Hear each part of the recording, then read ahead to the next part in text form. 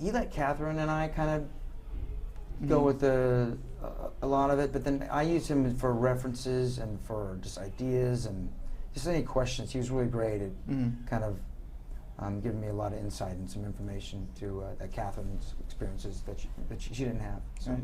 So you're the outsider in this group, 3 men. So did you guys do rehearsal together to build anything, or were you intentionally not building a relationship with? I met Anthony in the Middle East. Huh. Garrity, he came in and auditioned, and I read with him when he was when we were auditioning a bunch of people.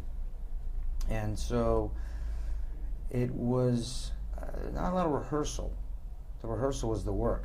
Putting the year I had, and luckily had, before shooting a foot of film, that was all the work I needed to do. And then they were friends in another movie anyway, so they were already friendly. They worked together in the movie.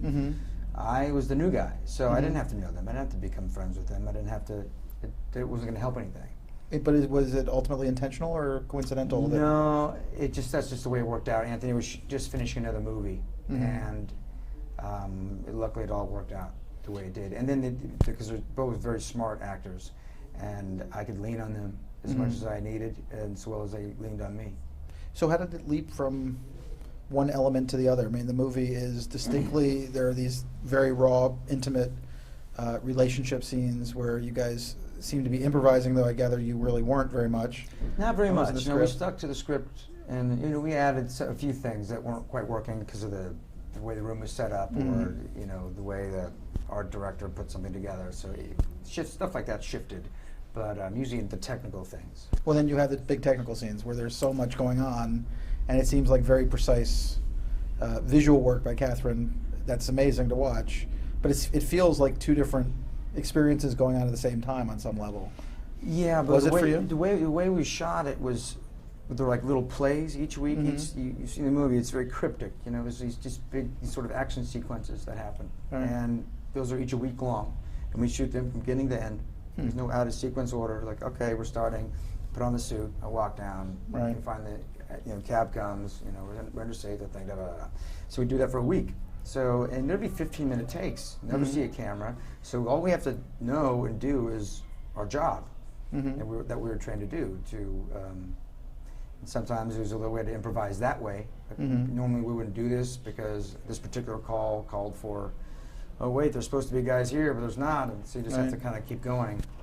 So you go through the entire sequences? Yeah, a lot of times you go through the whole sequence, and then she wants to really capture space, because the sets were massive, and I think she did a really good job capturing that, of knowing where the IED was, where the boys were, where I was in the suit, prepared to everything. So literally we would see cameras once a week, kind of thing, time-wise. 80% of the movie we didn't see cameras.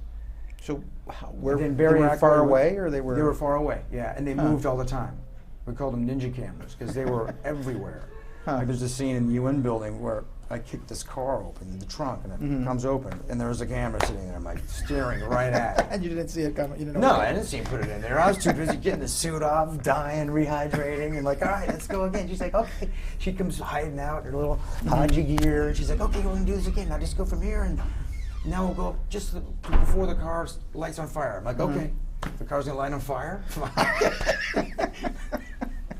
Okay, we'll go. Then the camera's not there. And I'm like, okay, we keep going. And it sounds like the greatest erector set for a boy ever. It was definitely a lot of fun. It gave us a lot of power. It made it very collaborative as a unit for us 3, for Anthony and Brian and myself, to really be cohesive and lean on each other. And that ends up showing the film, I think, because of that. So was there any chance for her to whisper in your ear and say, okay, can you be a little more this or that, or along the way? No, she didn't really micromanage me. That was one of the first things she said when we got together, before we even shot, was that, I hired you because you're this guy. You're gonna, I trust in you. I don't have to. She gave me trust. That's the most beautiful gift a director can give to an actor. Frees me up to give her everything I possibly could. And she didn't even ask it of me, but I gave her everything I possibly could, and endured all that I would ever endure for a movie again. You know, I was working, shooting a movie, and it was one of the hardest things I've done in my life, let alone just as an actor. Are you ever doing movies where you're not willing to do that, or just not called upon to do it? You know, I know that shooting in the Middle East and enduring those conditions made it what it is, helped make it what it was, for sure. But she hired really talented actors, I believe, and that's what our job is to act. Right. Like, we didn't have to experience as close as that we need to experience to convey, the conditions. But Right. I'm glad we did it. I'm really glad we did it. I just wouldn't want to have to do it that way again. It's very too method for me. It's like I don't need to be in 125-degree heat and a 100-pound bomb suit to feel like I'm hot, and to see the redness in my face. You know what I mean? I can act that as well. So you're somewhere between Olivier and Hoffman in that not story. quite a method, but not that intense. It doesn't have to be that intense. But I'm glad we did it that way, because it definitely made the film, for sure. So, but the intensity of the character was unique and valuable to you. Yeah, but I could sit here and wax this plant, it's just as intensely right here in an air-conditioned lobby, and not have it, you know what I mean? The focus is on what's happening. The tension is, going to blow up in his face, or do we want it to blow up in his face, or is the guy actually going to shoot? Well, what's going to happen? You know what I mean? I could do that right here. So you're kind of challenging Hollywood to find scripts that you want to do that are going to make you go crazy while you're shooting them. It's almost like asking for it. Yeah, it's probably I'm probably a masochist somehow, some way. But, I mean, Michael Bay, I guess, is some variation on this, but well, definitely air conditioning on the set. Yeah, I don't know about that. That's not my style. Do you have any interest in being in those kind of movies, the big boom boom movies? If I don't have a problem with them, as long as the parts are there, and I get an opportunity to dance with some amazing talent out there. I'm very excited to do that. But I can't just be in a big movie to be in a big movie. Right. So we don't expect you as the next Spider-Man villain, or. I mean, that could happen if it was a great role. If it's a great role, if it's something fun, right? Even if it's just that, even if it's like I got to bounce around on cables and yield swords out of nowhere. I don't know. It just depends. If it's something that could be really physically challenging as well, I love that. Emotionally demanding, physically challenging, I'm in. So what haven't you done in the physical challenge realm that you want to do?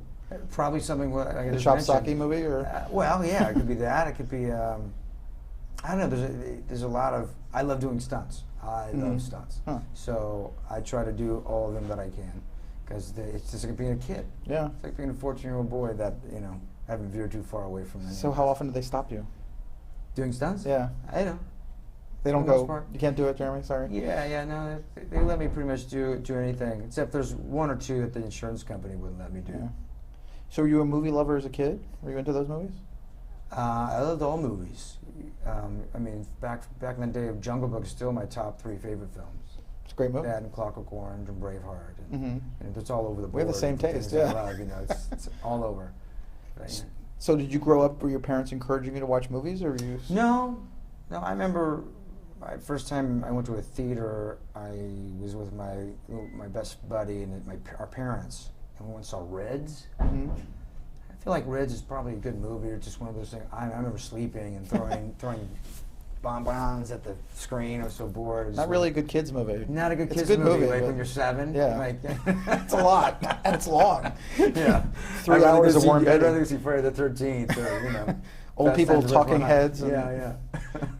So you got through Reds, but so you were into Friday. Were you into the thrillers? Oh, and into I loved all those as a kid. Rosemary's Baby. We'd sneak that when the parents went to bed. We'd freak out. I love it. So what was the moment where you said, "I want to be doing that"? Oh man, that wasn't until I was 18 or 19, in college. And how did it come to you? What was the moment? Fumbling around in college, not knowing what I wanted to do. I was a computer science major. I was a criminology major. I took this acting class as an elective. Like, oh yeah, that'd be fun. I like Michael J. Fox. I like that. He's funny. Like, maybe kind of go in and do that. Like Family Ties, I think was popular at the time. Right. So I went in and did it, and discovered that the stage, and I did my first play. Discovered that the stage was a a really wonderful, safe place.